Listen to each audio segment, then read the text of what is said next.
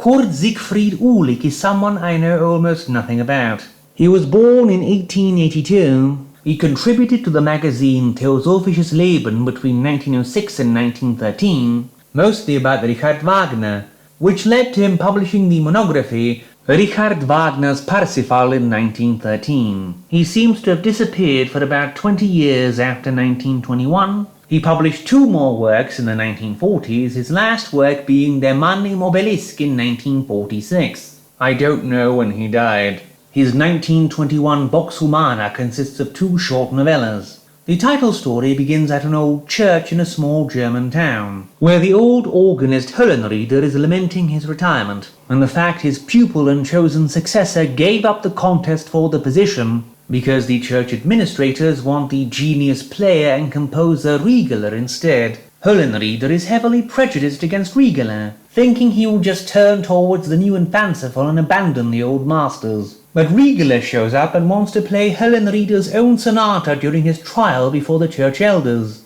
But Höllenrieder warns him against ever playing the Vox Humana register, saying it is cursed. 6 players who dared touch it were found dead in the church the following morning, clutching the keys of the Vox Humana. Riegeler doesn't believe the old man, plays the register, and then forces his way into the church at night, plays it again and dies. After the church administrators remove the register from their organ, they find a sealed manuscript inside the pipes, written by the pipe's creator, a descendant of the House of Borgia, who was tempted by a mysterious man to murder his own fiancée, and using her spilled heart blood enchant the pipes to give them the likeness of a human voice. The other story is The Blood of the Fathers, about an adopted boy constantly tempted to do evil by the spirit of his father, a man executed for several bestial murders. Only the presence of his adoptive sister Maria helps him to overcome this temptation. But then one night he breaks into his adoptive father's desk, finds out he's adopted,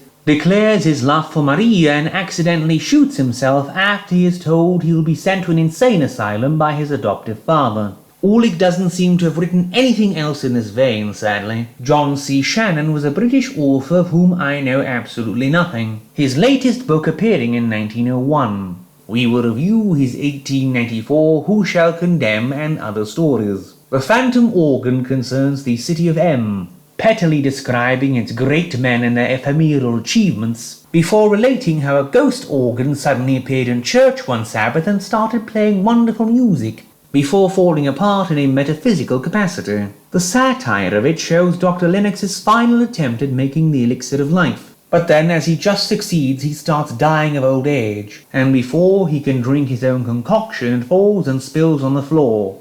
The dream of Jacques the anarchist concerns a truly hateful French anarchist who, between murders, dreams of creating a truly devastating explosive to drop onto the British army to turn it into pulp and give France mastery of the continent. The coming of the spirit of Meshkoet the Israelite has a different professor read a historical account of the totally real Egyptian captivity of the Hebrews. Then a dead Israelite shows up and warns him of eternal banishment from heaven, as happened to him when he cursed God for letting him be a slave, which resulted in his beloved being whipped to death, his murdering her murderer, and getting very slowly killed in return. The professor, however, dies before he can make any practical use of his epistemological threats.